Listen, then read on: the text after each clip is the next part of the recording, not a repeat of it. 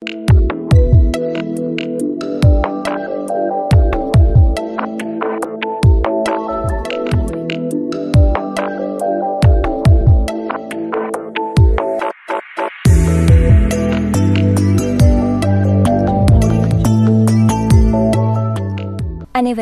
அன்பு வணக்கம்.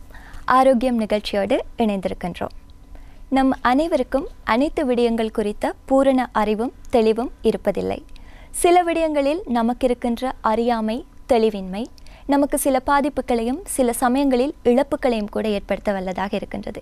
எனவே சில விடயங்களில் நாம் அறிவை பெற்றிருந்து விழிப்புணர்வோடு செயற்படுவது என்பது அவசியமாக இருக்கின்றது. அத்தகைய விடயங்களில் மிக முக்கியத்துவம் பெறும் ஒரு விடயமாக ஆரோக்கியம் சார்ந்த அறிவு அமைகின்றது. எமது உடல் குறித்து நாம் சில அடிப்படை விடயங்களை அறிந்திருக்க வேண்டும். ஆரோக்கியமாக வாழ்வதற்கு நாளாந்தம் கடைபிடிக்க வேண்டிய பழக்க வழக்கங்கள், கைவிட வேண்டிய பழக்க வழக்கங்கள் எவை என்பது பற்றி அறிந்திருக்க வேண்டும். சில நோய்கள், அதற்கான சிகிச்சை முறைகள் பற்றிய விழிப்புணர்வை பெற்றிருக்க வேண்டும்.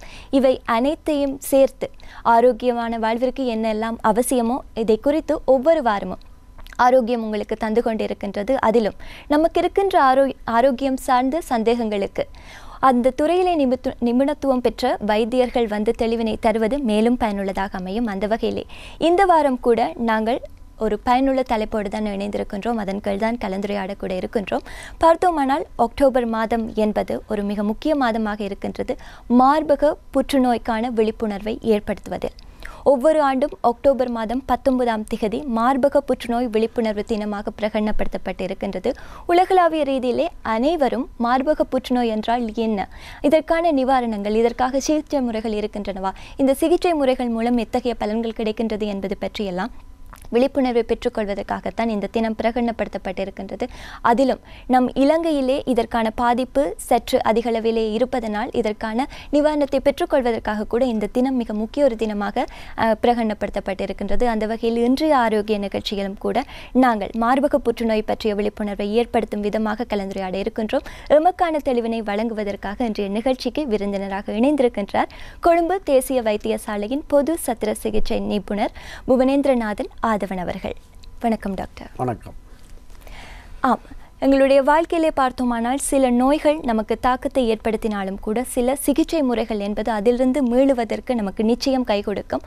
ஒரு தினம் மாத்திரமல்லாது முழு மாதமுமே ஒரு முக்கியத்துவம் கொடுத்து பிரகடனப்படுத்தப்பட்டிருப்பது மார்பக புற்றுநோய்க்கான விழிப்புணர்வை ஏற்படுத்துவதற்கு. எனவே ஏதோ ஒரு காரணம், ஏதோ ஒரு முக்கியத்துவம் இருப்பதனால்தான் இந்த மாதம் முழுவதும் இதற்கான விழிப்புணர்வுக்கான மாதமாக இருக்கின்றது. எனவே எத்தகைய முக்கியத்துவம் கொண்டிருக்கின்றது இந்த மார்பக புற்றுநோய் பற்றிய விழிப்புணர்வு?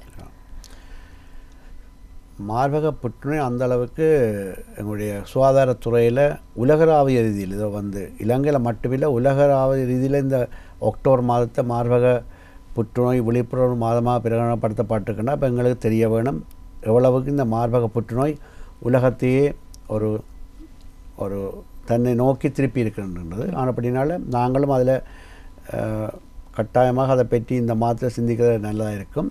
அதில் முக்கியமாக சொல்ல விரும்புவது என்னென்னா, இந்த மார்பக புற்றுநோய் ஏன் முக்கியத்துவம் பெறுகின்றது என்று பார்த்தால், உலகளாவிய ரீதியில் புள்ளிவிரவியல் அடிப்படையில் ஸ்டாட்டிஸ்டிக்கலி ப்ரூவன் ஒரு 20 லட்சம் பேர் ஒவ்வொரு வருஷமும் மார்பக புற்றுநோய்க்கு பாதிக்கப்படுகிறோம், புதுசாக டயக்னோஸ் பண்ணப்படினோம். அதில் 6000 பேர் 20 லட்சம் பேர் 2 மில்லியன், அதில் 6 லட்சம் பேர் இறக்கின்றனர் உலகளாவிய ரீதியில். அதில் கூடுதலான இறப்பு வீதம் அபிவிருத்தி அடைந்து வரும் எங்களை போல இலங்கை, இந்தியா போன்ற நாடுகளில் தான் நடந்து கொண்டிருக்கு. இதில் இலங்கையை மட்டும் எடுத்துக்கொண்டீங்கன்னா, எங்கள் நாட்டில் ஒவ்வொரு வருடமும் 4000 புதிய நோயாளர்கள் மார்பக புற்றுநோய்க்காக கண்டுபிடிக்கப்படுகிறோம். அதில் கிட்டத்தட்ட 1500 பேர் வகையில் இறப்பு விதத்தை இறக்கினோம். இதில் முக்கியத்துவம் என்னென்னா, நான் பார்க்க வேணும், இந்த அபிவிருத்தி அடைந்து வரும் நாடுகளில் தான், அது எங்களுடைய நாடு உட்பட மரண வீதம் கூடுதலாக இருக்கின்றது. மற்றது இந்த மார்பக புற்றுநோய்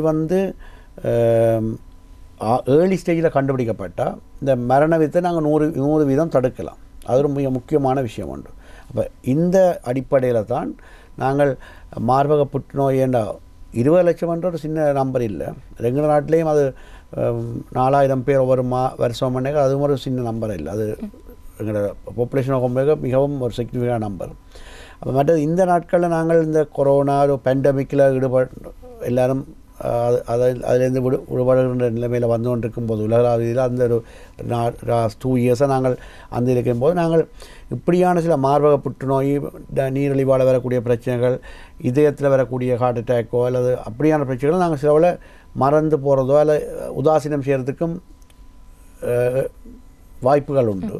ஆனபடினால தான் இந்த அட்லீஸ்ட் இந்த மாதத்திலாவது, இந்த விழிப்புணர்வு மாதத்திலாவது நாங்கள் மார்பக புற்றுநோய் பற்றி கொஞ்சம் சிந்திக்க வேணும். அதற்குரிய அறிகுறிகள் ஆரம்பத்தில் தென்பட்ட உடனே எங்களுடைய வைத்திய ஆலோசனை எடுக்க வேணும். மற்றது எங்கள் நாடுகளில் இப்போ அபிவிருத்தி அடைந்த நாடுகளில் ஏன் இந்த மரண வீதம் கூடுன்னு சொன்னால், எங்கள் நாடுகளில் இந்த கூட மதம் சார்ந்ததாக அல்லது சமூகம் சார்ந்தமான சில பழக்க வழக்கங்கள், அதை சொல்கிற ப்ரிஸ்டீஜ், ஒரு எங்களுடைய ட்ரெடிஷன்ஸ், ஒவ்வொரு கல்ச்சர்னு சொல்லிக்கொண்டு அப்போ அதால் சில நோய்கள் மறைக்கப்படுகின்றன. மார்பகம் சம்பந்தமானது அல்லது சிறுநீர ஜெனிட்டல்ஸ் ஆர்கன்ஸில் வரக்கூடிய பிரச்சனைகள் ஒரு வெட்கம் தன்மையாகவும் அல்லது ஒரு பயம் காரணமாகவும் அதை அவாய்ட் பண்ணி சமூகத்தில் அதை தெரியப்படுத்துவதற்கு அந்த நோயாளரும் நோயாளருடைய ஃபேமிலி குடும்பத்தினரும் அதை வெளிக்காட்ட விரும்பாததால் அது ஒரு காம்ப்ளிகேஷனான ஒரு ஸ்டேஜுக்கு போனால் தான் அவர்கள் வைத்திய ஆலோசனை வரும்போது அந்த நேரத்தில் நாங்கள் அவருடைய மரணம் வாத தடுக்க முடியாமல் இருக்கின்றது. அது ஒரு காரணமாக இருக்கலாம். இது கம்பேர்ட் டு டெவலப்பிங் கண்ட்ரீஸில் இந்த மார்பக புற்றுநோய் குறிப்பாக பெண்களால் வெளியில் கொண்டு வர முடியல. அவர்களுக்கு அந்த சிம்டம் வந்து அது வெளியில் தானாக அந்த சிம்டத்தின் அறிகுறிகள் தெரியும் மட்டும் தாங்களாக வந்து சொல்கிற அளவு குறைவாக இருக்கணும். அந்த இதை மாற்றுவதற்காகத்தான் இந்த விழிப்புணர்வு நிகழ்ச்சிகள் நான் செய்ய வேணும். அதற்காக நான் இன்னும் ஒன்று எங்களோட நாட்டில் புதிதாக உருவாக்கப்பட்ட நீங்கள் அதை பார்த்தா தெரியும், மார்பக புற்றுநோய் விழிப்புணர்வு மாதத்தை ஒட்டி நாங்கள் இந்த வருஷம் ஜனவரியில் நாங்கள் Sri Lankan society of breast surgeon ஒரு அமைப்பை உருவாக்கியிருக்கிறோம். மார்பக புற்றுநோய் பற்றிய விழிப்புணர்வை எங்கள் நாட்டில் எல்லா மாகாணங்களையும் மாவட்ட வைத்தியசாலை ஊடாக கிளினிக், மார்பக புற்றுநோய் கிளினிக்கை உருவாக்கி பெண்களுக்கு அதை ஏர்லியாக கண்டுபிடித்து மரணங்களை தவிர்ப்பதற்கு அந்த சொசைட்டியில் நான் பொருளாதாரம் இருக்கிறபடினால எனக்கு அதை பற்றி கதைப்பதற்கு கட்டாயமான என்னுடைய தேவையும் என்னுடைய கடமையும் கூட. தமிழ் பேசும் மக்கள் இந்த நிகழ்ச்சியை பார்க்கும்போது நாங்கள் சகோதர மொழியிலையும் தொலைக்காட்சியில் பல நிகழ்ச்சியை செய்திருக்கிறோம். பல மருத்துவக் கல்லூரிகளில் இது சம்பந்தமான விழிப்புணர்வு நிகழ்ச்சிகள், மிட்வைஃப்ஸ், நர்ஸஸ், தாதியர் மற்ற மார்பக புற்றுநோய் சம்மந்தப்பட்ட கிளினிக்கில் சமப்படுற சுகாதார ஊழியர்கள், பல லயன்ஸ் கிளப் போன்ற நிறுவனங்களை நாங்கள் அதை செய்து கொண்டிருக்கிறோம் இந்த மாதம். அப்போ அதிൻ്റെ ஒரு தொடர்ச்சியாகத்தான் நான் இந்த நிகழ்ச்சியையும் இந்த வலிமையான இந்த ஆரோக்கிய நிகழ்ச்சி செய்தாலும் இன்றைக்கு செய்கிற நிகழ்ச்சி இந்த Sri Lankan society of breast surgeon சார்பாக அதில் எங்களுடைய டாக்டர் அஜித் டி சில்வா தான் பிரசிடெண்ட்டாக இருக்கிறார். மற்றது டாக்டர் தம்பவிட்ட செயலாளராக இருக்கிறார். நான் வந்து பொருளாளராக இருக்கிறேன். எங்களுக்கு கீழேயும் பிரஸ்ட் சம்மந்தப்பட்ட ப்ரொஃபஸர் சஞ்சீவ சனிவரத்னா எல்லாரும் இதில் அதை பற்றி ஒரு குழாம் இருக்கின்றது. இதை விட இந்த நாட்டில் இருக்கிற எல்லா சகல ஜென்ரல் சர்ஜன்ஸும், ஒவ்வொரு டிஸ்ட்ரிக்ட் ஹாஸ்பிட்டலில் இருக்கிற ஜென்ரல் சர்ஜன்ஸும், டீச்சிங் ஹாஸ்பிட்டலில் இருக்கிற ஜென்ரல் சர்ஜன்ஸும் இதில் மெம்பர்ஸாக இருக்கிறோம். அவை எல்லோரும் மார்பக புற்றுநோய் மார்பகம் சம்பந்தமான சர்ஜரிகளை ஈடுபட்டு கொண்டிருக்கிறோம். அதனுடைய எல்லாரையும் ஒருங்கிணைத்து நாங்கள் இந்த நாட்டில் இன்னும் விழிப்புணர்வு ஏற்படுத்தி எங்களுடைய டார்கெட் வந்து மார்பக புற்றுநோயால் இனிமேற் காலத்தில் மரணம் ஏற்படக்கூடாது, 0 ஆக்க வேணும்.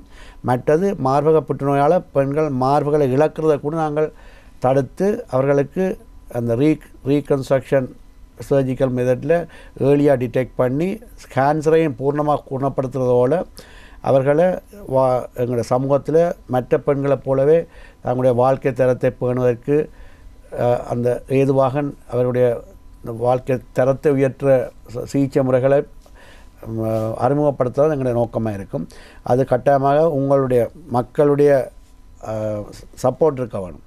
நாங்கள் மட்டும் இது செய்தி பற்றி யோசனை, நீங்களும் அதை நாங்கள் சொல்கிற அறிவுரை நடைமுறைப்படுத்தும் போது எங்களுடைய நாட்டிலையும் நாங்கள் மார்பக புற்றுநோயால் வரக்கூடிய மரணத்தையும் குறைக்கலாம், இல்லாமல் பண்ணலாம்.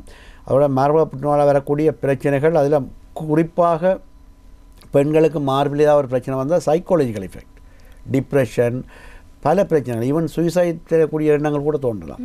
மற்ற அதால் விவாகங்கள் தடைப்படலாம், விவாகரத்துகள் ஏற்படலாம், விவாகம் செய்ய முடியாது இருக்கலாம், மற்றது குழந்தைகளை பாதிக்கிற அவருடைய தொழில் பாதிக்கப்படலாம், பல பிரச்சனைகள் உருவாகும். சமூக அது ஒரு தனியாக அந்த உடல் ரீதியான ஃபிசிக்கல் ப்ராப்ளம் மட்டுமல்ல, உயிரை காவு கொள்கிற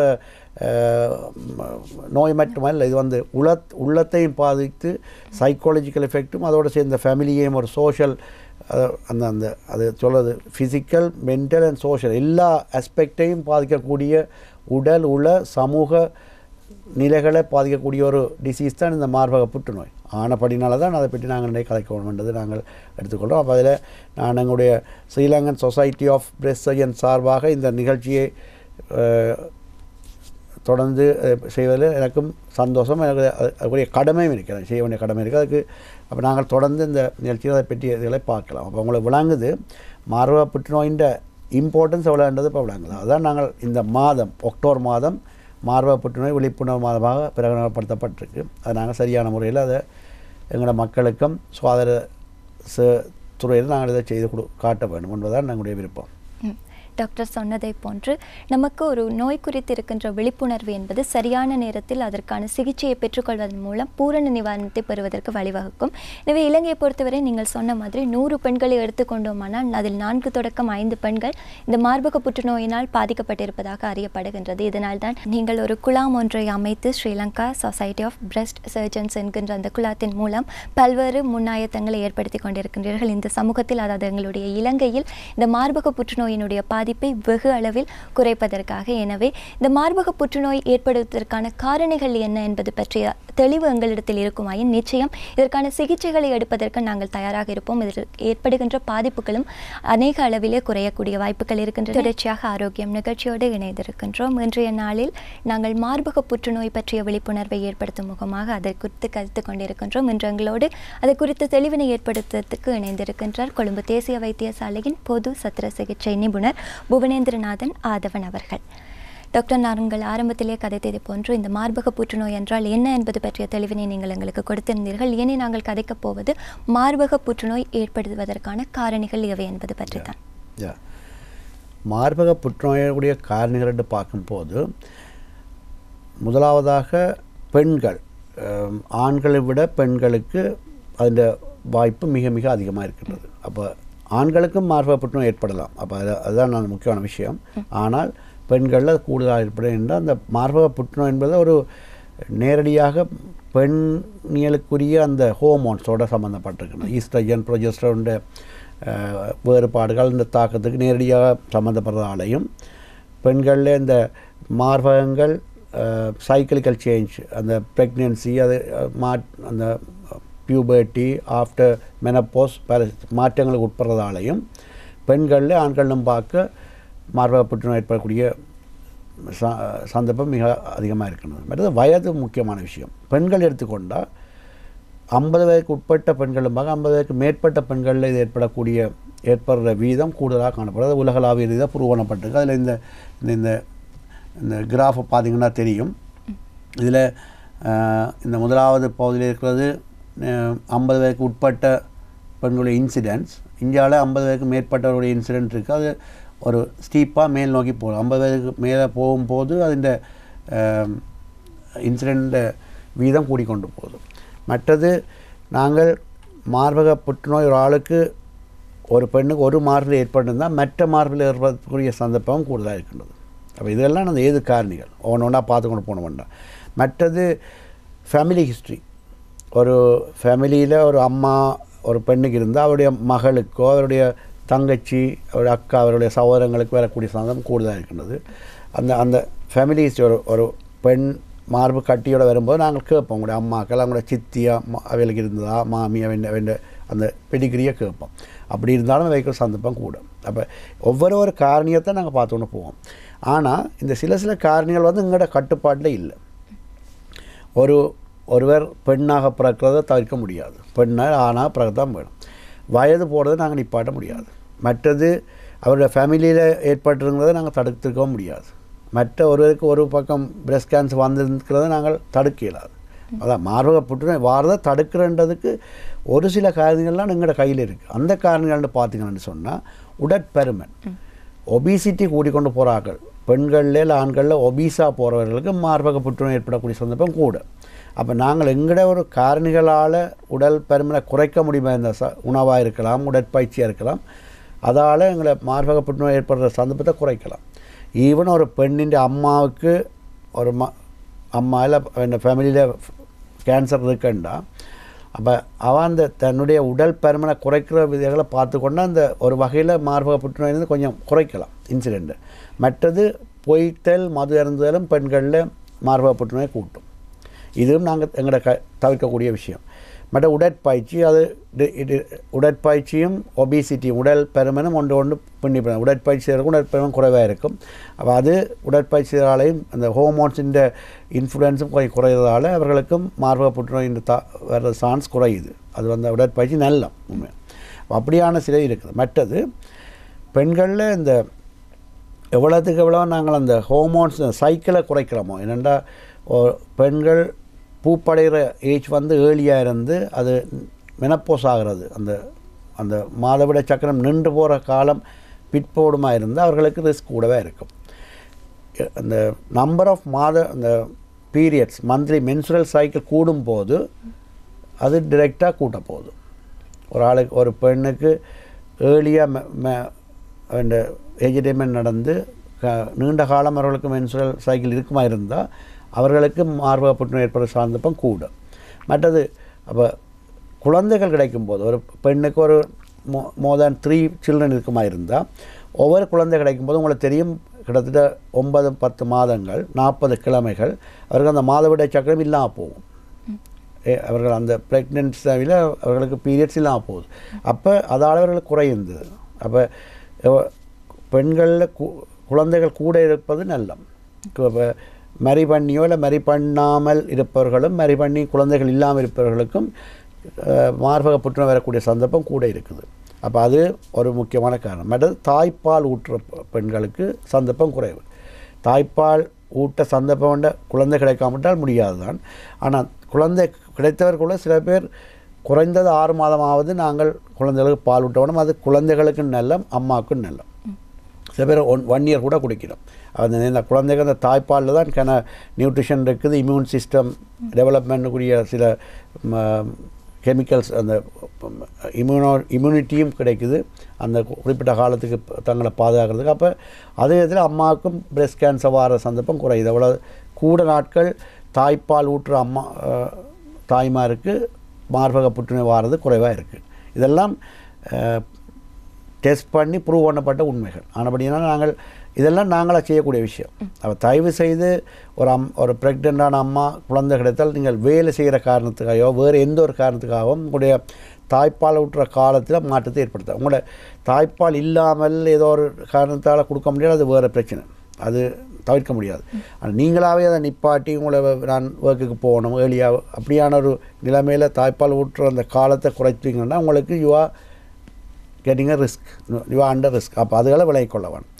மற்றது சில பேர் நான் முதலே சொன்ன மாதிரி ஏர்லி மெனாக்கி மெனப்போஸ் என்ற தவினோட சில பேர் அந்த ஆஃப்டர் அவருடைய மாதவிடாய் நின்ற பிறகு சில காரணத்துக்காக ஹோமோன் ரிப்ளேஸ்மெண்ட் தெரப்பி எடுப்பினோம். அந்த சில தொழில் ரீதியாக இருக்கலாம், சில அவருடைய விருப்பத்துக்காக சோஷியல் ஸ்டிக்மா, அவருடைய உருவங்கள், அவருடைய உடல் அமைப்பை மாற்றம் இல்லாமல் பாதுகாக்கிறது, தோலில் ஏற்படக்கூடிய சுருக்கங்கள் இல்லாமல் இருப்பதற்கு ஹோமோன் ரிப்ளேஸ்மெண்ட் தெரப்பின்னு இருக்குது.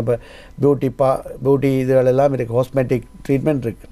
நீங்கள் கவனமாக இருக்க வேணும். உங்களுடைய அந்த ஹோமோனல் சேஞ்சஸை ஏற்படுத்தி ஹோமோன்ஸ் இன்ஜெக்ட் பண்ணுறது மூலம், ஹோமோன் ரிப்ளேஸ்மெண்ட் தெரப்பி கொடுப்பதன் மூலம் உங்களுக்கு ஒரு ட்ரீட்மெண்ட்டை உங்களை உடல் அழகை பேணுவதற்கு நீங்கள் ஆஃப்டர் ஏஜுக்கு பிறகு மெயின்டைன் பண்ண போய்க்க அதால் இந்த கேன்சர்ஸ் இது புற்றுநோய் மார்பக புற்றுநோய் மட்டுமல்ல எந்த ஒரு கேன்சரும் யாருக்கும் ஏற்படலாம். ஆனப்படினால அதுகளில் கொஞ்சம் கவனமாக இருக்க வேணும். இதுகள் இப்போ நவீன உலகத்தில் இந்த பிரச்சனைகளும் பாரப்படினால தான் இந்த கேன்சர் நம்பர் கூடுது. இப்போ உங்களுக்கு தெரிய வேணும், ஒரு பெண்ணுக்கு மாதவிடாய் சக்கரம் நின்ற பிறகு மெனப்போஸ் ஆன பிறகு அதால் பல பிரச்சனைகள் இருக்குது, கால்சியம் குறைஞ்சிக்கான பிரச்சனைகள் இருக்குது. அதுக்காகவும் சில பேர் ட்ரீட்மெண்ட்டாகவும் ஹோமோன் ரிப்ளேஸ்மெண்ட் கொடுக்கலாம். அப்போ அது தவிர்க்கப்பட முடியாது. ஆனால் அப்படி எடுப்பவர்களுக்கும் மார்பக புற்றுநோய் வரக்கூடிய சந்தர்ப்பம் இருக்குது. அப்போ அவர்கள் நான் எடுக்க வேணாம்னு சொல்லல, எடுக்கலாம், தேவையை பொறுத்து கட்டாயம் தேவை தான். ஆனால் எடுக்கிறவங்களுக்கு ரிஸ்க் ரெண்டு தெரிஞ்சபடினால அந்த மார்பகங்களை புற்றுநோய்க்கூடிய அறிகுறிகள் இருந்தால் உடனடியாக நீங்கள் மருத்துவ ஆலோசனை எடுக்க வேணும். அப்போ இந்த காரணிகள் உள்ளவர்கள் ஒரு பெண்ணாக இருக்கலாம், ஆண்லும் பார்க்க பெண்கள், வயது 50க்கு மேற்பட்டவர்கள், மது அருந்துவது, சிகரெட் புகைப்பிடிக்கும் பழக்கம் உள்ளவர்கள், உடற்பருமானவர்கள், உடற்பயிற்சி குறைந்தவர்கள், மற்றது ஏர்லியாக ஏஜிடேன் பண்ணி லேட்டாக மெனப்போஸுக்கு போகிறவர்கள், குழந்தை இல்லாதவர்கள், மேலே தாய்ப்பால் ஊட்ட சந்தர்ப்பம் கிடைக்காதவர்கள், இல்லை கிடைத்தும் குறைத்தவர்கள், மற்ற ஏதாவது ஹெச்ஆர்டி ட்ரீட்மெண்ட் எடுக்கிறவர்கள், இவர்கள் எல்லாம் உங்களுக்கு ரிஸ்க் இருக்குன்னு தெரிஞ்சு கொள்ளணும். அப்போ பிள்ளையாக வளங்க கூட இப்படியானார்கள் எல்லாருக்கும் கேன்சர் வரும்னு நினைக்க வேண்டாம். அதை இப்போ இது விழிப்புணர்வு ஏற்படுத்துகிற நிகழ்ச்சியோடைய உங்களை நான் நோயாளியாக்குற நிகழ்ச்சி அல்ல இது. அது திருப்பி நான் சொல்கிறேன். அப்போ இப்படியான கட்டத்துக்கு இருக்கிற நீங்கள் யோசிச்சு கொள்ளணும். நீங்கள் எப்பவும் விழிப்புணர்வாக இருக்கணும். உங்களோட மார்பில் ஏதாவது மாற்றங்கள் இருக்கா, அது எனக்கு இது கேன்சராக இருக்குமான்னு நீங்கள் உடனடியாக அவேர்னஸோடு போய் ஏர்லியாகவே போய் உங்களை நீங்கள் ப்ரொடெக்ட் பண்ணி பார்க்கணும். உங்களோட மருத்துவ ஆலோசனை எடுத்து பாதுகாக்கணும். அதுதான் அந்த நோக்கம் என்னுடையது. நம் கட்டுப்பாட்டுக்குள் இருக்கின்ற விடயங்களில் நாங்கள் மாற்றத்தை ஏற்படுத்தி ஒரு அழகிய வாழ்க்கை கோலத்தை வடிவமைத்தோமானால் இந்த நோயிலிருந்து பாதுகாப்பை பெறலாம் என்று கூட நீங்கள் சொல்லியிருந்தீர்கள். இன்னும் கொஞ்சம் சொல்லப்போனால் எங்களுடைய உடலை பற்றிய தெளிவு முதலில் யாருக்கு இருக்கும் என்றால் எங்களுக்கு தான் இருக்கும். எனவே எங்கள் உடலில் ஒரு அசாதாரண மாற்றம் ஏற்படுகின்றது என்றால் அதை பற்றிய விழிப்புணர்வை முதலில் நாங்கள் பெற்றுக்கொள்ள வேண்டும். அறிகுறிகள் என்ற சமிஞ்சையை உடல் எங்களுக்கு வழங்குகின்ற போதே நாங்கள் ஆயத்தமாகி கொண்டோமானால் ஏற்படுகின்ற பாதிப்பை கூடிய அளவிலே குறைத்து கொள்ளலாம். எனவே இந்த மார்பக புற்றுநோயை குறித்து ஏற்படக்கூடிய அறிகுறிகள் எவற்றை கண்டால் நாங்கள் வைத்தியரை நாட வேண்டும் என்பது பற்றிய தெளிவை தாருங்கள். ஆரம்ப கட்டத்தில் சில வேளை மார்பக புற்றுநோய் எந்தவித அறிகுறியையும் காட்டாமல் இருக்கலாம். எந்தவித அறிகுறி ஈவன் கட்டிய கூட நீங்கள் ஒரு ஆளுக்கு மார்பக புற்றுநோய் உருவாகிருக்கும், ஆனால் அவர்களுக்கு மார்பில் கட்டியோ எந்தவித அறிகுறியும் இல்லாமல் இருக்கலாம். அதுதான் அந்த பெரிய ஒரு ஆபத்தான நிலை. அந்த இது ஆரம்ப நிலையாக தான் இருக்கும். அப்போ அது முதலாவது விஷயம். அப்போ அதுக்கடுத்து பார்த்தா அந்த மார்பக புற்றுநோயானது நாம் சொல்லக்கூடிய மற்ற இதுகள் மாதிரி வரலாம். இப்போ நீங்கள் இந்த திரையை பார்த்தா விளங்கும். நான் முதலாவது ஒரு மார்பக கட்டி மாதிரி வரலாம், ஒரு லம்ப், பிரெஸ்ட் லம்ப் என்ற வடிவத்தில் வரலாம். மற்றது அந்த மார்பில் உங்களுக்கு 2 மார்பு இருக்கும். அந்த 2 மார்பிலையும் அவருடைய பருமனும் அல்லது வடிவத்தில் மாற்றங்கள் இருக்கலாம். ஒரு மார்பு 2 மார்பிலையும் கேன்சர் வரன்றது மிக மிக குறைவு. அப்படி இருக்குது. சில வகை புற்றுநோய் அப்படி 2 பக்கம் வரலாம், ஆனால் ஒரே நேரத்தில் வாரதும் குறைவது. அப்படியெல்லாம் நாங்கள் கட்டாயம் ஒரு மார்பில் ஒரு புற்றுநோய்க்குரிய அறிகுறிகள் ஏற்படும் போது அவர்களுக்கு மார்பகத்தில் கட்டி ஏற்படலாம், அல்லது உடல் அந்த மார்பின் பருமனில் ஏசிமெட்ரி மாற்றம் அல்லது பருமன் அந்த வடிவத்தில் மாற்றம் ஏற்படலாம். மற்றது அந்த மார்பக தோலில் மாற்றங்கள் ஏற்படலாம். நாங்கள் ஒவ்வொன்றா இந்த இதில் பார்த்தோம்னா விளங்கும். மற்றது முதலாவது மார்பக கட்டி இருந்தால் நீங்கள் அப்படி எக்ஸாமின் பண்ணும்போது உங்களுக்கு அந்த குளிக்கும் போதோ நீங்கள் ஒரு வாஷ் பண்ணி நீங்கள் மாதத்தில் நாங்கள் எக்ஸாமினேஷன் செய்ய வேணும். அதான் நான் விழிப்புணர்வில் முக்கியமானது. மார்பை நீங்கள் எக்ஸாமின் பண்ண போனோம், அப்படியாக ஒரு கட்டி அகப்படுமா இருந்தால் நீங்கள் அதை யோசித்து கொள்ள வேண்டும். இது ஒரு மார்பு புற்றுநோயாக இருக்கலாம். அதே மாதிரி அந்த ஆம்பிட் அக்சிலாவிலையும் கட்டிகள் ஏற்படலாம். ஏன்னா மார்பின் ஒரு பகுதி டெய்லர்னு சொல்லுவோம். மார்பின் ஆக்சுவலி டெய்லரி பகுதி மார்பு எக்ஸ்லாவில் இருக்குது. அந்த இடத்துலையும் ஒரு கட்டி வருமா, அதுவும் மார்பக புற்றுநோய் அறிகுறியாக இருக்கலாம். இதை விட நீங்கள் பார்த்ததில் சீரட்டு 2 பிரெஸ்ட்லேயும் பார்க்க ஒரு பக்கம் பிரெஸ்ட்டில் வித்தியாசம், இடது பக்க பிரெஸ்ட்டில் உங்களுக்கு தெரியும் வித்தியாசம். ஒரு மேலுக்கு போய் ஒரு வித்தியாசமாக இருக்கின்றது, நார்மல் இல்லை. வலது பக்கம் நார்மல், இடது பக்கம் நார்மல் இல்லை. மற்றது அது தன்மையில் மற்றது இடது பக்கம் 2வது படத்தை பார்த்திங்கன்னா அதில் சேஞ்சஸ் இருக்குது. தோலில் வீங்க அதில் ஒரு வித்தியாசமான கலர் சேஞ்சஸ் எல்லாம் இருக்குது. அப்படியான சேஞ்சஸ் வரும்போது தான் நீங்கள் கட்டாயம் யோசித்து கொள்ள வேணும். இன்னும் ஒரு வித்தியாசம் தான் தோள்களில் ஏற்படக்கூடிய மாற்றம். மார்பில் புற்றுநோய் உள்ளவர்களுக்கு அந்த தோலில் ஒன்று நாங்கள் ஒரேஞ்ச் தோடம்பழத்தின் தோல் மாதிரியான தன்மைகள் ஏற்படலாம். அது இந்த இதில் சொல்லப்பட்டிருக்கின்றது. மற்றது உள்பக்கம் விழுபட்டுருக்கலாம், ஒரு டிம்பிள் மாதிரி வந்திருக்கலாம். அப்படியான சேஞ்சஸ் வரைக்கும் நாங்கள் கட்டாயம் அதை உதாசீனம் செய்யக்கூடாது. அப்போ உங்களுக்கு விளங்குது மார்பக புற்றுநோய் சும்மா சாதாரண கட்டியாக மட்டும்தான் வேறு மண்டி இல்லை. பட் இதில் பார்த்திங்கன்னா ரேஷ் மாதிரி ஒரு ரெடிஷ் ரேஷ், இது மீசில் சார், இதுவுமே இப்படி வந்தோடனே உடனே கேன்சர் நிற்க தேவையில்லை. இது ஒரு வைரல் இதால் வரக்கூடியது, அலர்ஜியால் வரக்கூடியது, எக்ஸிமாவாக இருக்கலாம். மற்றது சொஸ்டர்ன்னு சொல்லுவோம், ஹேர்பீஸ் சொஸ்டர்ன்னு கேள்விப்பட்டிருப்பீங்கள், நரம்பு பொக்களிப்பான், அது கூட இப்படி வரலாம். ஆனால் நீங்கள் தெரிஞ்சோளும் இது கேன்சர்ன்ற ஒரு அறிகுறியாகவும் இருக்கலாம். மற்றது அடுத்ததாக பார்ப்பீங்களா இருந்தால் இந்த புண்கள் மாதிரி அல்சரேஷன் இப்படி வரும்போது கன பேர் இதை என்னென்னு சொல்கிறது எக்ஸிமா சிரங்கு அப்படின்னு சொல்லி ட்ரெடிஷனல் ஆயுர்வேத வைத்தியம் அப்படி செய்து அது வந்து மிகவும் உச்சக்கட்டத்துக்கு போன அப்புறம் வந்தாங்கன்னு வைக்கிறேன். வேண்டாம், நான் எனக்கு பர்சனல் அனுபவம் இருக்குது. ஒரு படித்தவர், ஒரு படித்து ஒரு பல்கலைக்கழகம் சென்ற ஒரு அம்மா இந்த இப்படியான ஒரு அல்சருக்கு ஒரு புண்ணுக்கு அவர்கள் ஆயுர்வேத ட்ரீட்மெண்ட் எடுத்து கடைசியில் என்ன ஏதோ ஒரு முறையில் ஒரு டாக்டர் கண்டுபிடிச்ச கேன்சருக்குரிய இது எடுத்து இங்கே கொழும்புக்கு அனுப்பி நாங்கள் ட்ரீட் பண்ண வேண்டிய கட்டம் வந்து அந்த நேரம் உண்மையாக ஓரளவுக்கு பரவின நிலைமையில் வந்துக்கு நான் அது ஒரு பெரிய சேட் ஸ்டோரி. அது அப்படி அளவுக்கு போக வேணும். அதுக்காக தான் இந்த நிகழ்ச்சி முக்கியமாக செய்யப்படும். அடுத்தது முளைக்காம்பில் ஏற்படுத்தக்கூடிய பிரச்சனைகள். முளைக்காம்பு உள்பக்கமாக இழுக்கப்பட்டிருக்கு, அதை ரிட்ராக்ட் பண்ணப்பட்டிருக்கு. மற்றது 2வது படத்தில் பார்த்தா முளைக்காம்பில் இரத்த கசிவில் நீர் கசிவுகள் ஏற்படுறது.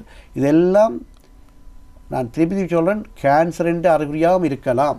கேன்சராக இருக்க வேண்டிய கட்டாயம் இல்லை. தயவு செய்து சில பேருக்கு நிப்பிள் உள்ளுக்கு அப்படி இழுபட்ட வரையும் இருக்கலாம். அது அந்த ப்ரெக்னென்சி டைமில் தான் நார்மலுக்கு வரும், அல்லது பால் ஊட்டும் போது தான் அந்த முளைக்காம்பு வெளியில் வந்து சரியான பொசிஷனில் வரலாம். சில பேருக்கு இது நார்மலாகவே அப்படி இருக்கும். ஆனால் நீங்கள் என்ன சொல்லணும், இப்படி இருந்தால் இது அப்நார்மலான்னு போய் செக் பண்ணிக்கொள்ளணும். அதான் நான் சொல்கிறேன் விஷயம். இப்படியான தைச்சவங்களை வந்த உடனே இது எனக்கு கேன்சர்னு முடிவெடுத்துட வேண்டாம். அது மிக பாரதூரமான ஒரு சைக்காலஜிக்கலாக போய் அது நீங்களாக ஒரு நாள் டயக்னோஸ் பண்ண போகணும். நான் டயக்னோஸை பற்றி நீங்கள் கதைக்க போகிறோம். அப்போ டாக்டர்ஸ் தான் டிசைட் பண்ணணும். இப்படி இருந்தால் நீங்கள் உடனடியாக போய் உங்களுடைய டாக்டரை பார்க்கணும். அதுதான் என்னுடைய செய்தி. அதான் திருப்பி சொல்கிறேன். என்ன இதில் காட்டி சொல்லும்போது நான் அவாய்ட் பண்ணான் கூட படங்களை காட்ட. ஆனால் நாங்கள் இப்போ டிசைட் பண்ணிட்டோம், மார்பை போட்டு நாங்கள் எங்களுடைய அனுபவத்தில் எல்லா சர்ஜனும் அக்செப்ட் பண்ணிக்கிறோம். நாங்கள் இதை பப்ளிகை காட்டி விளங்கப்படுத்தணும்.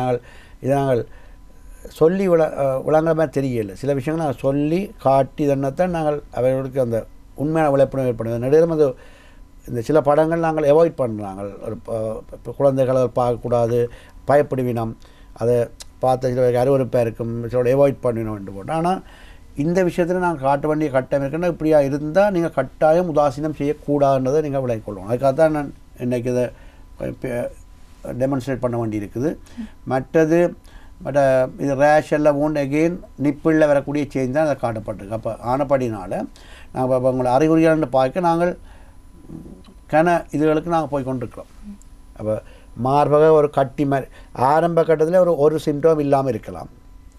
மார்பில் கட்டி மாதிரி வரலாம், அக்சிலாவில் கட்டியாக வரலாம், தோலில் மாற்றங்கள் ஏற்படலாம், பெருமனில் மாற்றம் ஏற்படலாம், ஷேப்பில் மாற்றம் ஏற்படலாம். ரெண்டையும் கொம்பை பண்ணி பார்க்க. மற்றது முளைக்காம்பில் ஏற்படக்கூடிய பிரச்சனைகள், மற்றது தோல் அந்த முளைக்காம்பில் இருக்கக்கூடிய எக்ஸிமா, டிஸ்சார்ஜ், அதுகள் எல்லாம் மார்பக புற்றுநோயின் ஒரு வெளிப்பாடாக இருக்கலாம் என்பதை நீங்கள் தெரிஞ்சுக்கணும். அதுவும் இந்த ரிஸ்பெக்டர்ஸ் நான் முதற்சொன்ன அந்த காரணிகள் கூட உள்ளவர்கள் உடனடியாக எடுக்க வேணும் முடிவு. மற்ற 50 வயதுக்கு மேற்பட்டவர்கள் கட்டாயம் இதை நீங்கள் உதாசீனம் செய்யவே கூடாது. அதுதான் நாங்கள் ஏன் நான் அப்படி திருப்பி சொல்கிறேன்டா, எங்களோட ஸ்ரீலங்கன் சொசைட்டி ஆஃப் பிரெஸ்ட் சர்ஜன்ட்டு ஒரு குறிக்கோள் வந்து நாங்கள் எங்களோட நாட்டிலையும் மரண விதத்தை குறைக்கிற மட்டும் இல்லை, மரணத்தை இல்லாமல் பண்ணணும். பிரெஸ்ட் கேன்சரோட வரக்கூடிய மரண விதத்தை 0 ஆக்கலாம் நிச்சயம். அதுக்கு முதல் படி வந்து ஆரம்ப நிலையில் ஏர்லி பிரெஸ்ட் கேன்சரை டிடெக்ட் பண்ணுறது எங்களுடைய நோக்கமாக இருக்கணும். அதுக்கு ஸ்க்ரீனிங் ப்ரோக்ராம்ஸ் இருக்க வேணும். சிம்டத்தோட கண்ட உடனே பெண்கள் எல்லோரும் அவேர்னஸ் இருந்து உடனடியாக மருத்துவ ஆலோசனைக்கு போவார்களாக இருந்தால் கட்டாயம் நாங்கள் ஈஸியாக அச்சீவ் பண்ணலாம். எங்கள் நாட்டில் படிப்பறிவு மிகவும் நல்ல நிலையில் இருக்குது, நல்ல பெர்சன்டேஜ். ஆனப்படினால நாங்கள் இப்படியான ப்ரோக்ராம் மூலம் நீங்கள் அறிஞ்ச விஷயங்களை மற்றவை சொல்லுங்க, எல்லோரும் இதை பகிர்ந்து கொள்ள வேணும். அப்படின்னு சொன்னால் ஒரு ஃப்யூச்சரில் நாங்கள் கட்டாயம் இதில் இந்த எங்களுடைய ஒரு நோக்கத்தை அடையிறது ஈஸியாக இருக்கும். அதை நீங்கள் விளக்கிக்கொள்ள வேணும். நிச்சயமாக நீங்கள் சொன்னதை போன்று ஒவ்வொருவருடைய உடலமைப்பும் உடலுடைய தன்மையும் வந்து வேறுபட்டு காணப்படும். எனவே எனக்கு இந்த அறிகுறிகள் இருக்கின்றது, மற்றவர்களைப் போல அறிகுறிகள் இல்லையே என்பதை பற்றியெல்லாம் குழப்பிக்கொள்ளாமல் நமக்கு ஏற்படுகின்ற ஒரு அசாதாரண மாற்றத்தை அசட்டை செய்யாது வைத்தியரை நாடுவோமானால் நிச்சயமாக மார்பக புற்றுநோயினால் இறப்புகள் ஏற்படுவதை குறைக்க முடியும். அதேபோல் ஏற்படுகின்ற பாதிப்புகளையும் நிச்சயமாக குறைக்க முடியும். இன்றைய நாளிலே மார்பக புற்றுநோய் பற்றிய விழிப்புணர்வை ஏற்படுத்தும் விதமாக நாங்கள் கலந்துரையாடி கொண்டிருக்கின்றோம். தன்னுடைய அருமையான தெளிவின் மூலம் எங்களுக்கு அனைவருக்குமே மார்பக புற்றுநோய் என்பதை பற்றிய தெளிவினை ஏற்படுத்தி கொண்டிருக்கின்றார், விழிப்புணர்வை ஏற்படுத்தி கொண்டிருக்கின்றார் கொழும்பு தேசிய வைத்தியசாலையின் பொது சத்திர சிகிச்சை நிபுணர் ஆதவன் அவர்கள். டாக்டர், நீங்கள் சொன்னதை போன்று மார்பக புற்றுநோய் என்றால் என்ன என்று சொன்னீர்கள். அது ஏற்படுவதற்கான காரணங்களை சொல்லியிருந்தீர்கள், அதற்கான அறிகுறிகளை சொல்லியிருந்தீர்கள். நீங்கள் அறிகுறிகள் என்று சொல்லுகின்ற போது சில சமயங்களில் தென்படாத அறிகுறிகள், அதாவது நாங்கள் இலகுவில் கண்டுகொள்ள முடியாத ஒரு அறிகுறிகள் கூட இருக்கின்றன. அப்படியான சந்தர்ப்பங்களில் என்ன முறையிலே நாங்கள் இந்த மார்பக புற்றுநோயை இனம் கண்டு கொள்ளலாம்? இதற்கு ஏதாவது பரிசோதனை முறைகள் இருக்கின்றதா? ஆரம்ப கட்டத்தில் மார்பக புற்றுநோய் எந்தவித அறிகுறியும் காட்டாமல் இருக்கலாம், உள்ளுக்கு அதில் மாற்றங்கள் ஏற்பட இருக்கும். அது ஈவன் மருத்துவர்கள் கூட எக்ஸாமின் பண்ணி கண்டுபிடிக்க முடியாது. நான் சொல்கிறது கிளினிக்கல் எக்ஸாமினேஷன், நாங்கள் பல்பேஷனால் அதுக்குரிய சில இமேஜிங் இருக்குது.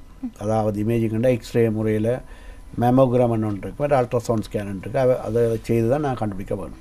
அப்போ இதுக்கு நாங்கள் சொல்கிறது தான் ஸ்க்ரீனிங் ப்ரோக்ராம்னு சொல்லுவோம்.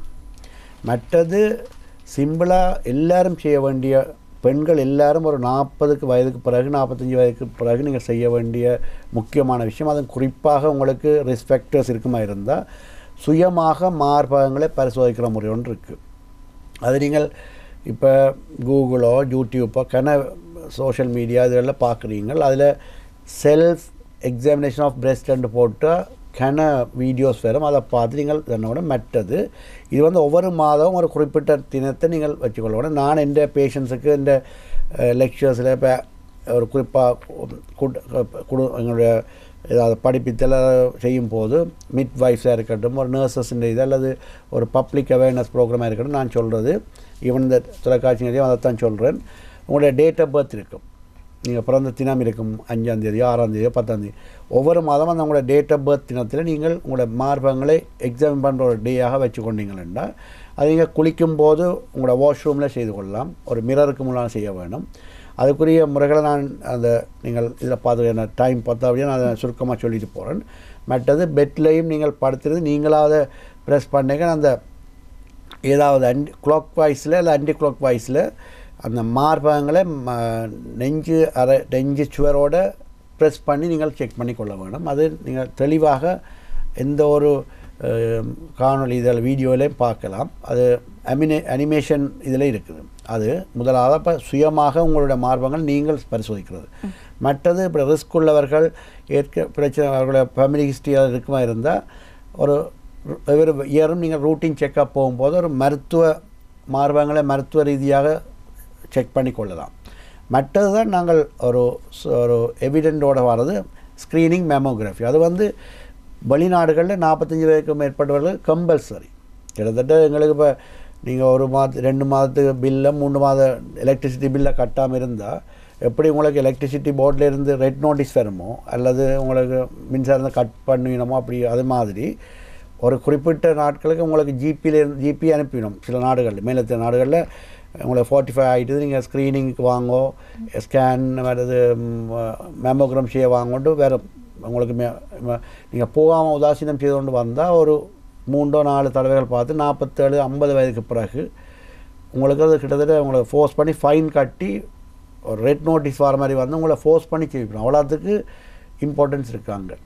ஆனால் நாங்கள் அது ஃப்ரீயாகவும் செய்கிறோம். சில மேலத்திய நாடுகளில் ஃப்ரீ ஸ்க்ரீனிங் இருக்குது. ஒரு ஜஸ்ட் வாக் இன் ஆஃப்டர் 45 கொண்டே கொடுத்துட்டு ஐடியை கொடுத்தா அவள் ஃப்ரீயாக அந்த ஸ்க்ரீனிங் ப்ரோக்ராம் போகலாம். ஆனால் எங்கள் நாட்டில் ஃப்ரீயாக கொடுக்குற அளவுக்கு எனக்கு இல்லை. ஆனால் அட்லீஸ்ட் ஸ்க்ரீனிங்குரிய எல்லா டெஸ்ட்டும் அவைலபிள் ஹாஸ்பிட்டல்லையும் இருக்குது, அரசாங்க வைத்தியசாலையும் இருக்குது, தனியார் வைத்தியசாலையும் இருக்குது. நீங்களாக விரும்பி கேட்டால் நாங்கள் கட்டாயம் அரேஞ்ச் பண்ணுவோம். எனக்கு ரெஸ்பெக்டர்ஸுக்கு டாக்டர் எனக்கு மேமோகிராம் செய்யணும், ஸ்கேன் பண்ணி பார்க்கணுன்னா நீங்கள் எங்களுடைய அரசாங்க வைத்தியசாலையும் அந்த கிளினிக்கில் நாங்கள் செய்யலாம். அதுதான் நாங்கள் இப்போ எங்களுடைய சொசைட்டி அதுவும் ஒரு டார்கெட். எல்லா டிஸ்ட்ரிக்ட் ஜெனரல் ஹாஸ்பிட்டலையும் இந்த மேமோகிராம் மார்பக கிளினிக்களை உருவாக்குறது எங்களோட நோக்கம். இப்போ டீச்சிங் ஹாஸ்பிட்டல் எல்லா இடமும் இருக்கும், மற்றது ப்ரைவேட் செக்டரில் இருக்குது. அப்போ நீங்கள் அதை நீங்களாக சொல்லலாம். அதை கன பேருக்கு வர பிரச்சனை இந்த ஸ்க்ரீனிங் மேமோகிராம்னு சொல்கின்றது என்ன பிரச்சனைன்றா அது அவர்களுக்கு இதுவுமே 30% குறைக்குதான் மரண வீதத்தை. ஸ்க்ரீனிங் பண்ணி மேமோகிராமால் கண்டுபிடிக்கப்பட்டதால் ஆரம்ப நிலையில் கண்டுபிடிக்கிறதால 30% மரண வீதத்தை குறைத்துக்கொண்டு மேலத்திய நாடுகள் ப்ரூவ் பண்ணியிருக்கணும். மற்றது நீங்கள் அந்த படத்தை பார்த்தீங்கன்னா தெரியும் எப்படி அதை மேமோகிராம் செய்கிறதுண்டு. கன பேருக்கு இப்படியான படங்களை பார்த்தாலும் அதை யோசிக்கலாம். ஆனால் அது ஒன்றும் பெயின்ஃபுல்லான விஷயம் அல்ல. மற்றது முக்கியமாக ஆக்கள் வந்து என்ன கேட்குற டாக்டர் நான் மேமோகிராம் எக்ஸ்ரேன்னு சொல்கிறீங்களா, அப்போ மார்பே எக்ஸ்ரே எடுக்க அந்த மார்பில் அந்த எக்ஸ்ரேன்ற கதிர்வீச்சால் புற்றுநோய் வராதோன்னு கேட்பணும். இது வந்து டெஸ்ட் பண்ணப்பட்டு ப்ரூவ் பண்ணப்பட்டது. நான் எழுந்தமானமாக சொல்ல விஷயம் இல்லை. இது வந்து உங்களுக்கு இப்போ தமிழ் மக்களுக்கு எல்லா நாடுகளையும் உங்களுக்கு சொந்தக்காரர் இருப்பினேன் கேட்டு பார்த்தீங்கன்னா தெரியும். மேலே எங்கே இருந்தாலும் கேட்பேன். அவைக்கெல்லாம் அவையிலே கேட்பினோம். இப்போ இங்கே அடித்து உங்கள் ஸ்க்ரீனிங் செய்யலையோ மேமோகிராம் செய்யறோன்னு கேட்குற அளவுக்கு அவேர்னஸ் இருக்குது வெளிநாடுகளில். அப்போ இது வந்து அந்த ரேடியேஷன் வந்து ஒரு நாளும் என்ன நீங்கள் ஒரு கதிர்வீச்சு ஒரு எக்ஸ்ரே டிபார்ட்மெண்ட் இருக்குமா இருந்தால் அதில் ஒரு கிழமைக்கு ஒரு ஆள் நடந்து போய் வரும்போது பக்கத்தால் நடந்து போய் வரும்போது அவருக்கு ஒரு ரேடியேஷன் வரும். அந்த அளவு தான் இந்த ரேடியேஷன் இருக்கும். ஆக மிக மிக குறைவான கதிர்வீச்சு. இது ஒரு சாஃப்டாக, இது எலும்பு இல்லை, என்ன இது மார்பில் வந்து எலும்பு இல்லை, ஒரு போன் இல்லை, இட்ஸ் ஏ சாஃப்ட் டிஷ்யூ. அப்போ அந்த இதுக்குரிய கதிர்வீச்சு வந்து மிகவும் குறைந்த ரேடியேஷன். அந்த ரேடியேஷனால் கடைசி பிறகு உங்களுக்கு மார்பக புற்றுநோய் வராது. அப்படி வரனா கனதரம் செய்யும். ஆனால் நாங்கள் மார்பக புற்றுநோயை ஸ்க்ரீனிங் கண்டு போட்டு ஒரு மாதமும் மேமோகிராம் செய்கிறது அல்ல. குறைந்தது வருஷத்தில் ஒருக்கா அல்லது 2 வருடத்துக்கு ஒரு முறை தான் நாங்கள் மேமோகிராம் செய்கிறதுக்கு அட்வைஸ் பண்ணுவோம். இதால் உங்களுக்கு நிச்சயமாக இந்த மேமோகிராம் செய்கிறதால மார்பக புற்றுநோய் ஏற்படும், அது கதிர்வீச்சால் வருமென்று சில பேர் கூட பயப்படுறோம். அது நீங்கள் பயப்படக்கூடாது. கட்டாயம் நீங்கள் இந்த உங்களுடைய அட்வைஸ் கொடுபட்டிருந்தால் கட்டாயம் நீங்கள் செய்ய வேணும். அப்போ மார்பக புற்றுநோயில் நீங்கள் நான் சொன்ன மாதிரி செல்ஃபாக டெஸ்ட் பண்ணி பார்க்கணும், மருத்துவரை கொண்டுச்சு இல்லை மருத்துவ ஆலோசனையோடு சரி பண்ணணும். மற்றது மேமோகிராம் செய்ய வேணும். அதுவும் ரிஸ்க் ஃபேக்டர் உள்ளவர்களும் 50-45 வரைக்கும் மேற்பட்டவரும் கட்டாயம் செய்யணும். இதால் நாங்கள் ஆரம்பத்தில் சிம்டம் இல்லாமல் வந்தாலும் ஆரம்ப கட்டத்தில் மார்பக புற்றுநோயை கண்டுபிடித்து ட்ரீட் பண்ண வந்தால் அவர்கள் அந்த அவங்களுடைய பிரெஸ்ட்டை லூஸ் பண்ண தேவையில்லை. மற்றது மரணம் ஏற்படாது, காம்ப்ளிகேஷனுக்கும் போக மாட்டோம். அப்போ இது ஒரு முக்கியமான விஷயம். அப்போ இந்த ஸ்க்ரீனிங் ப்ரோக்ராம் நாங்கள் இன்ட்ரடியூஸ் பண்ண போகிறோம். உங்களுடைய மிட்வைஃப் உங்களுடைய ஆரம்ப சுகாதார நிலையங்களில் இதை பற்றி விழிப்புணர்வு நடக்கும். தயவு செய்து அதுகளை போகணும். இப்போ என்ன கன பேர் இந்த கொரோனா COVID-19 அந்த பிரச்சனை தான் யோசிச்சு கொண்டு, அது ஒரு பிரச்சனை தான், அது பிரச்சனை இல்லைன்னு சொல்லல. அதுக்குரிய வழிமுறைகள் நாங்கள் செய்து கொண்டிருக்கிறதோட இந்த நோய்களை நாங்கள் உதாசீனம் செய்யக்கூடாது, மறக்க வேண்டாம். மார்பக புற்றுநோய் நாங்கள் அதை ஸ்க்ரீனிங் ப்ரோக்ராம் சில பேர் நான் போய் எக்ஸைக்கு போகல ஏனெண்டா அங்கே போனால் ஹாஸ்பிட்டல் போனால் கொரோனா வந்து பயமான்னு சொல்லு. அந்த கன்செப்டை நீங்கள் மாற்ற வேணும். கொரோனாக்குரிய பாதுகாப்பு நடவடிக்கைகள், அந்த முகக்கவசம், கையுற டிஸ்டன்ஸை மெயின்டைன் பண்ணிக்கொண்டு அப்படி பழக வேணும். அப்படி நாங்கள் போய் எங்கள் டெலிவரி பார்த்துட்டு வர வேணும். அதே மாதிரி தான் நாங்கள் இந்த மார்பக புற்றுநோயையும் உதாசீனம் செய்யாமல் அதுக்குரிய கிளினிக்கு அதில் ஃபாலோஅப்பை செய்ய வேணும். அதுதான் இந்த நிகழ்ச்சியில் நீங்கள் டேக் ஹோம் மெசேஜாக இருக்கும் நான் சொல்ல வேண்டிய முக்கியமான விஷயம். மார்பக புற்றுநோய் பற்றிய விழிப்புணர்வை ஏற்படுத்தும் முகமாக இன்றைய நிகழ்ச்சியில் கதைத்து கொண்டிருக்கின்றோம். மார்பக புற்றுநோய்க்கான விழிப்புணர்வை ஏற்படுத்தும் விதத்தில் இன்றைய நிகழ்ச்சியில் நாங்கள் கதைத்து கொண்டிருக்கின்றோம். அந்த வகையில் இதுவரை எங்களுக்கு டாக்டர் மிக தெளிவினை ஏற்படுத்தியிருந்தார். மார்பக புற்றுநோய் என்பது பரிசோதனை மூலம் நாங்கள் கண்டறிய முடியுமான ஒரு நோயாக இருக்கின்றது. மேலும் சில சமயங்களில் அதற்கான அறிகுறிகள் இடத்தில் இருக்கின்ற போது நாம் அடுத்து செய்ய வேண்டிய விடயம் என்னவாக இருக்கின்றது, இதற்கான பரிசோதனை அதாவது அடுத்த சிகிச்சை முறைகள் என்னவாக இருக்கின்றது. கட்டாயமாக அந்த நான் சொன்ன மாதிரி அறிகுறிகளோட ஒரு ஆள் தென்படுமா இருந்தால் உடனடியாக நீங்கள் மருத்துவ ஆலோசனை போகணும். அதான் நான் முதல் காட்டின அந்த விஷயங்கள், கட்டி அந்த தோல் மாற்றங்கள் இருந்தால் அங்கே நாங்கள் செய்வோம். அப்படி என்றால் ஸ்கேன் ஒன்று பண்ண வேண்டி வரும். முதல்ல எக்ஸாமின் பண்ணுவோம். எக்ஸாமின் பண்ணி கிளினிக்கல் எக்ஸாமினில் அந்த பேஷண்ட்லும் பார்க்க டாக்டருக்கு கன்ஃபார்ம் பண்ணால் இது கேன்சராக இல்லைன்ற அளவுக்கு தெரிய வரும். ஆனால் எந்த ஒரு புற்றுநோயும் சதை பரிசோதனை, அதாவது இளைய பரிசோதனை செய்து தான் நாங்கள் ப்ரூவ் பண்ணலாம். அது லீகலாக நாங்கள் வெறும் கேன்சர்ன்றதை சொல்கிறேன்னு சொன்னோம். ஒரு ஆளுக்கு புற்றுநோய் இருக்குன்றது அதில் சதை பரிசோதனை, இளைய பரிசோதனை செய்யணும். ஹிஸ்டாலஜி அந்த அஃபெக்டான லீஷனில் ஒரு சிறு பகுதியை எடுத்து மைக்ரோஸ்கோப்பில் பேத்தாலஜிஸ்டில் அனுப்பி அவை அதை ஹிஸ்டாலஜி பார்ப்பேன். ஹிஸ்டோபேத்தாலஜின்றது மைக்ரோஸ்கோப்பில் பார்த்து அவை எங்களுக்கு தெரிவிக்கணும் இது கேன்சராக இல்லையாண்டு. அந்த இளைய பரிசோதனை சொல்ல பயோப்சின்னு சொல்லுவோம். இதை பார்த்திங்கன்னா தெரியும். ஒரு ஆளுக்கு சேஞ்சஸ் வந்துட்டேன்னு சொன்னால் முதலாவது டாக்டரை கட்டாயம் பார்க்கணும். அதுக்கப்புறம் மேமோகிராம் செய்யக்கூடியன்னா செய்வோம். இப்போ இல்லை அப்படி வரைக்கும் சில நீங்கள் பார்த்தீங்கன்னா நான் காட்டின சில பிக்சர்ஸில் அல்சரோட வந்து அல்லது வீங்கின மாதிரி பெயினோடு இருக்க நான் எக்ஸ்ரே எடுக்கலாது. அந்த மிஷினுக்கு வச்சு பெயினாக இருக்கும். இப்போ எடுக்கக்கூடிய ஆளுக்கு அல்ட்ராசவுண்ட் ஸ்கேன் மேமோகிராம் செய்து போட்டு அந்த அந்த புண்ணிலையோ அல்லது அந்த அந்த ஈவன் நிப்பிளில் வரக்கூடிய முளைக்காம்பில் வரக்கூடிய திரவங்களை கூட நாங்கள் பயாப்சி மாதிரி அனுப்பலாம், அதை சைட்டாலஜிக்கு அனுப்பலாம். அப்போ அந்த இளைய பரிசோதனை இதுனா நாங்கள் அதை கன்ஃபார்ம் பண்ணுவோம். அப்போ அதில் உங்களுக்கு விளங்குது எந்த ஒரு கேன்சரும் இருக்கிற மாதிரி மார்பக புற்றுநோய்க்கும் கன்ஃபர்மேஷன் பயாப்சி தான். பயாப்சியை தான் நான் கண்டுபிடிப்போம். அப்போ அதுக்கடுத்து நீங்கள் கேட்டீங்கள் புற்றுநோய்க்குரிய சிகிச்சை முறைகள் என்று பார்த்தா, நாங்கள் முந்தைய ஒரு காலகட்டத்தில் ஒரு மிகவும் மனவருத்தத்துக்குரிய விஷயம், அது அந்த நேரம் அந்த ஃபெசிலிட்டிஸ் கேட்டு தான் செய்தவை. மார்பில் புற்றுநோய் வந்தால் அந்த மார்பை அகற்றுறதான். ஈவன் நாங்கள் இப்போவும் சில பேஷண்ட்டுக்கு நாங்கள் அகற்ற வேண்டி இருக்கும். அட்வான்ஸாக வந்தால் இது விட்ட பரவலாம் என்று சொன்னால் நாங்கள் அகற்ற வேண்டி தான் இருக்குது. மஸ்டெக்டமி செய்ய வேண்டி இருக்குது.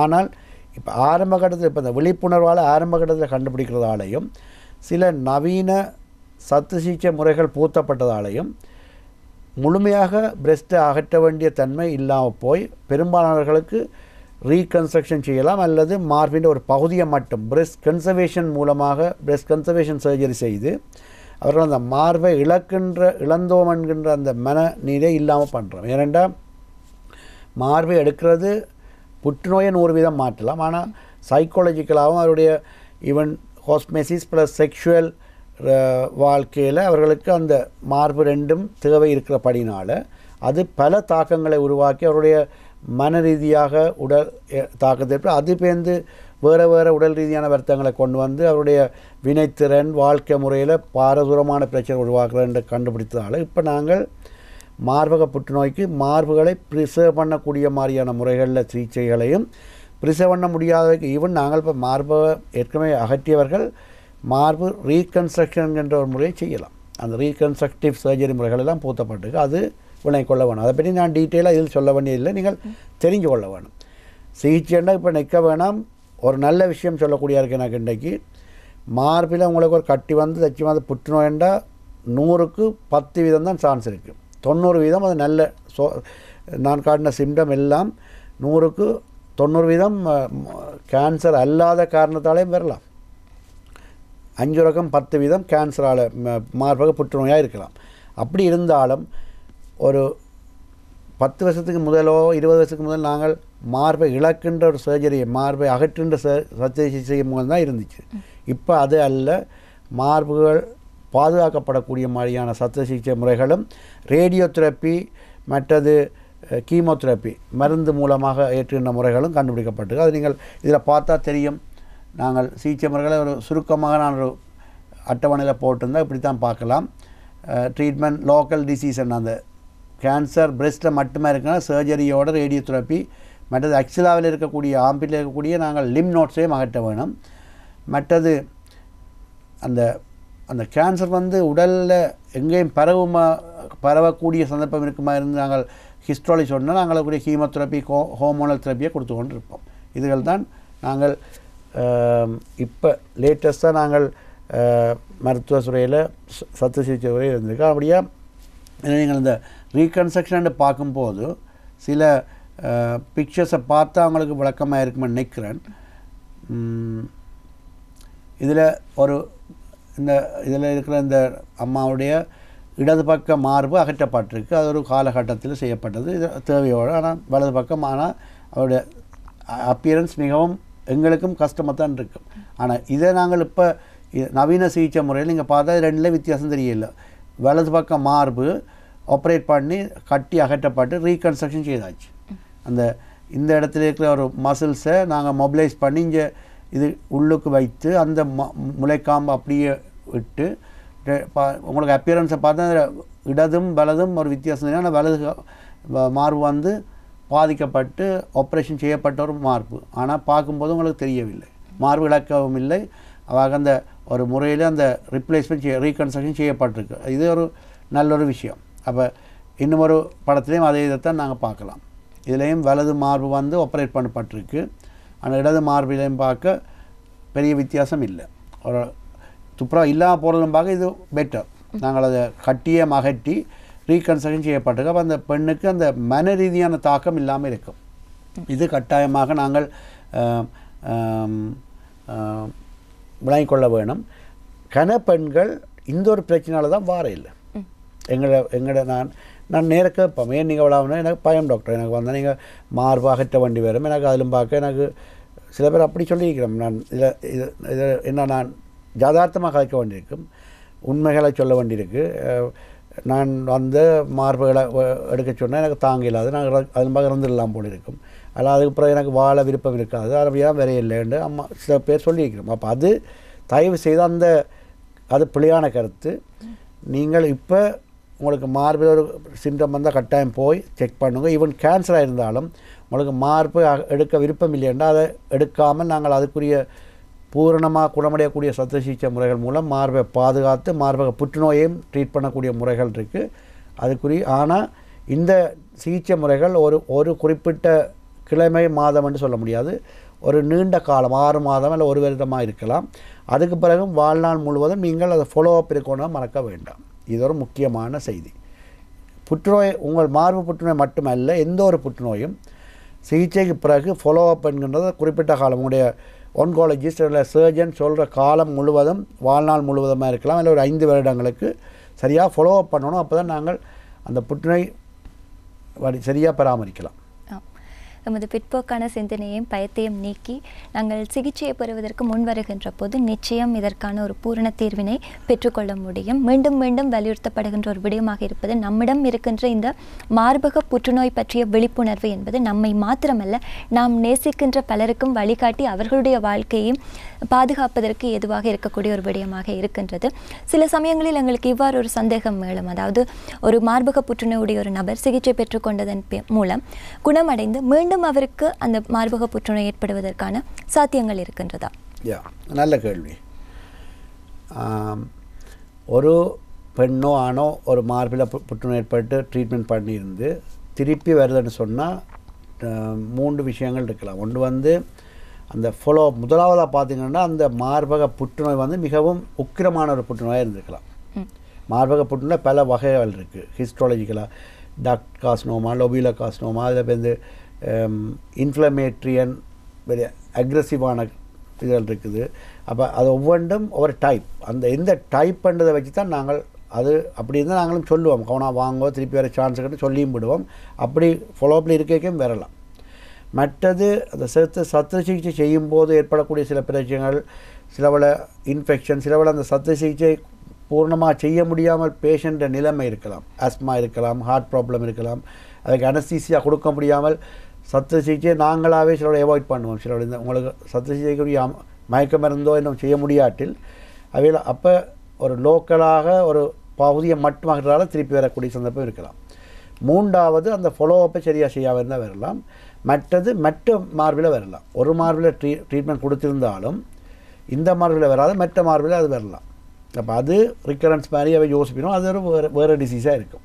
அப்போ கட்டாயமாக நீங்கள் அப்படி வந்தாலும் திருப்பி நாங்கள் அதே இளைய பரிசோதனை செய்து திருப்பி அந்த கட்டியோ அந்த பகுதியை அகட்டி அல்லது ரேடியோ தெரப்பி கொடுத்து அல்ல முன்னர் கொடுத்ததும் பார்க்க கொஞ்சம் கூடுதலான வீரியமான மருந்துகளை ஏற்ற வேண்டி வரலாம், கதிர்வீச்சு செய்ய வேண்டி வரலாம். சில விட சர்ஜரி மூலம் ப்ரிசர்வ் பண்ணப்பட்ட ஒரு ஏற்கனவே ரீகன்ஸ்ட்ரக்ட் செய்து ப்ரிசர்வ் பண்ண ஒரு பிரெஸ்டையும் ரிமூவ் பண்ண வேண்டியும் வரலாம். அந்த நேரத்தில் நாங்கள் மெஸ்டெக்டமியை பற்றி மார்பை இழக்கிறத பற்றி யோசிக்க மாட்டோம். அந்த நேரம் உயிரை பாதுகாக்கணும் என்று சொல்லி சிலோட அந்த பக்கம் மார்பை அகற்ற வேண்டியும் பெறலாம். இப்போ இதுகள் வந்து ரியாக்ட் பாசிபிலிட்டி. நீங்கள் கேட்ட கேள்வி, ஒரு ஆளுக்கு மார்பக புற்றுநோய் வாரதே மிக மிக குறைவாக தான் பெறும். அதுலேயும் ட்ரீட்மெண்ட் ஒழுங்காக செய்திருந்தால் திருப்பி வராது. அப்படியும் திருப்பி வருதுன்னா அதுக்கும் ட்ரீட்மெண்ட் இருக்குது. அது மிக மிக அரிதான ஒரு விஷயம். ஆனாலும் நாங்கள் அதையும் நாங்கள் பாதுகாக்கத்தான் வேணும். அப்போ இதில் நீங்கள் அதுதான் நான் நடுவும் சொல்கிறது, ஆரம்ப கட்டத்தில் எதையும் கண்டுபிடித்தால் குறிப்பாக புற்றுநோய்கள், மார்பக புற்றுநோய் அதுக்கு விதிவிலக்கு அல்ல, பல பிரச்சனைகள் உடல் உள சமூக ரீதியான பல பிரச்சனைகளை உங்களுக்கும் இல்லாமல் பண்ணும், டாக்டர்ஸுக்கும் அந்த ஸ்ட்ரெஸ். இது இப்படி ஒரு அட்வான்ஸாக ஒரு கேன்சரோட ஒரு பேஷண்ட் வந்தால் அந்த குலாம் வி ஆர் இன் ட்ரபிள். எங்களுக்கும் ஸ்ட்ரெஸ்ஸாக இருக்குது, இதை எப்படி டேக்கிள் பண்ணுறேன், ஆப்ரேட் பண்ணா எப்படி ஆப்ரேட் பண்ணி எப்படி ரீகன்ஸ்ட்ரக்ட் பண்ணுறது, எப்படி இதில் காப்பாற்றுன்னு அது ஒரு பெரிய போராட்டமாக இருக்கும். அப்போ அதை நாங்கள் அவாய்ட் பண்ணலாம். ஆரம்பத்தில் நீங்கள் ஸ்க்ரீனிங்கே மூலமாக செய்து ஏர்லியாக உங்களோட சிம்டம் வந்த உடனே மருத்துவ ஆலோசனை எடுத்தீங்கன்னா நாங்கள் இந்த பிரச்சனை ஒன்றை பற்றி நாங்கள் யோசிக்க தேவையில்லை. மார்பக புற்றுநோய் பற்றிய விழிப்புணர்வை ஏற்படுத்துகின்ற இந்த ஆரோக்கியம் நிகழ்ச்சியிலே நீங்கள் மார்பக புற்றுநோய் பற்றிய பல விடயங்களை எங்களோடு பகிர்ந்திருந்தீர்கள். இறுதியாக இந்த மார்பக புற்றுநோய் பற்றிய நிறைவான உங்களுடைய கருத்து மக்களுக்கு என்னவாக இருக்கின்றது? நிறைவாக சொல்லக்கூடிய விஷயம் என்ன, மார்பக புற்றுநோயும் பயப்பட வேண்டிய விஷயம் அல்ல. நீங்கள் ஆரம்பத்திலே அதை எந்த நாளும் விழிப்புணர்வோடு இருக்க வேணும். உங்களோட சுய பரிசோதனை நீங்கள் செய்து கொள்ள வேணும். அதில் ஏதாவது மாற்றங்கள் ஏற்பட்டால் உடனடியாக மருத்துவ ஆலோசனை எடுத்து நீங்கள் ஆரம்ப கட்டத்திலேயே அல்லது ஈவன் லேட் ஸ்டேஜில் வந்தாலும் அந்த சரியான மருத்துவ முறைகளுக்கெல்லாம் போனால் உங்களுடைய உயிரை பாதுகாக்கலாம், மார்புகளையும் பாதுகாக்கலாம், உங்களுடைய நோயிலிருந்து இங்கே விடுபடலாம். அதில் அதை செய்யாமல் விட்டால் நாங்கள் ஏற்படக்கூடிய நிலைவை நாங்கள் இந்த ஒரு பிக்சரில் பார்த்துக்கொண்டா விளங்கும். இது நான் உங்களை பயப்படுத்துறதுக்காக சொல்கிற விஷயம் இல்லை. நீங்கள் ஒரு பக்கத்தை பார்த்து யோசிச்சுக்கொள்ளலாம். இந்த வலது பக்கம், இந்த பக்கம் உள்ளவர்கள், இடது பக்கம் உள்ள அந்த அம்மா மார்பக புற்றுநோயிலேருந்து பூர்ணமாக சிகிச்சை ஆரம்ப கட்டத்தில் போய் ஃபாலோ பண்ணி சிகிச்சையை குணமடைந்த பிறகு தன்னுடைய குழந்தைகளுடன் திருத்த முகத்துடன் நிற்கின்றார். இன்னும் ஒரு அம்மா அதை சரியான முறையில் அதை ஃபாலோ பண்ண கொண்டாமல் அட்வான்ஸ் ஸ்டேஜில் வந்து இப்பொழுது மருத்துவ ரீதியில் ஒரு பலியேட்டிவ் கேர், அவர்களுடைய இறுதி காலம் மட்டுமே நாங்கள் அவர்கள் பெயின் இல்லாமல் மேனேஜ் பண்ணக்கூடிய மாதிரி நிலைமையில் அதை மெயின்டைன் பண்ண வேண்டி இருக்குது. அப்படியான நிலைமையில் அப்போ ஒரு கம்ப்ளீட் ட்ரீட்மெண்ட்டுக்கு ஆப்போசிட்டாக அதை டிஃபால்ட் பண்ண இன்னும் பிரச்சனை ஏற்படும் உங்களை விளங்குது. அப்போ இந்த மார்பக புற்றுநோயை நாங்கள் ஏர்லியாக ஆரம்ப கட்டத்தில் இடம் கண்டு எமது நாட்டிலையும் உலகத்திலையும் மார்பக புற்றுநோயின் காம்ப்ளிகேஷன்ஸையும் இறப்பு விதத்தையும் குறைத்து மார்புகளோடு எங்களுடைய தாய்மார்களும் பெண்களும் மன நிறைவுடன் வாழ வேண்டும் என்று நாங்கள் எங்களுடைய Sri Lanka society of breast surgeon சார்பில் கேட்டுக்கொண்டு, உங்களுடைய இதை நீங்களாக முன்வந்து தான் நீங்கள் கண்டுபிடிக்க வேணும். நாங்கள் அதுக்குரிய மருத்துவ ஆலோசனை எங்களால் செய்யலாம் என்று உறுதியாக கூறி நிறைவு செய்கின்றேன். மார்பக புற்றுநோய்க்கான விழிப்புணர்வை வலியுறுத்துகின்ற இந்த அக்டோபர் மாதத்திலே ஆரோக்கியம் நிகழ்ச்சியிலே மார்பக புற்றுநோய் என்றால் என்ன, எத்தகைய காரணிகளால் இந்த மார்பக புற்றுநோய் ஏற்படுகின்றது, அதற்கான அறிகுறிகள், அதற்கான சிகிச்சை முறைகள் என்ன என்பது பற்றியெல்லாம் நாம் அறியாத பல விடயங்கள் பற்றிய தெளிவு இப்போது நமக்கு கிடைத்திருந்திருக்கும். அதற்கெல்லாம் காரணம் மிக அழகாக எளிய முறையிலே எங்களுக்கு விளங்குகின்ற விதத்திலே எங்களோடு பல விடயங்களை பகிர்ந்திருந்தார் கொழும்பு தேசிய வைத்தியசாலையின் பொது சத்திர சிகிச்சை நிபுணர் புவனேந்திரநாதன் ஆதவன் அவர்கள். டாக்டர், இன்று எங்களோடு இணைந்து கொண்டும் பல விடயங்களை எங்களோடு பகிர்ந்து கொண்டமைக்கு மிக்க நன்றி. இன்றைய மார்பக புற்றுநோய் பற்றிய விழிப்புணர்வை ஏற்படுத்துகின்ற பல்வேறு தகவல்களை பகிர்ந்து கொண்ட ஆரோக்கியம் நிகழ்ச்சியிலிருந்து விடைபெற்றுக் கொண்டு மற்றும் ஒரு ஆரோக்கியம் நிகழ்ச்சியின் இன்னொரு ஆரோக்கியம் சார்ந்த பயனுள்ள தகவல்களோடு உங்களை சந்திக்கும் வரை விடைபெற்றுக் கொள்கிறோம். நன்றி, வணக்கம்.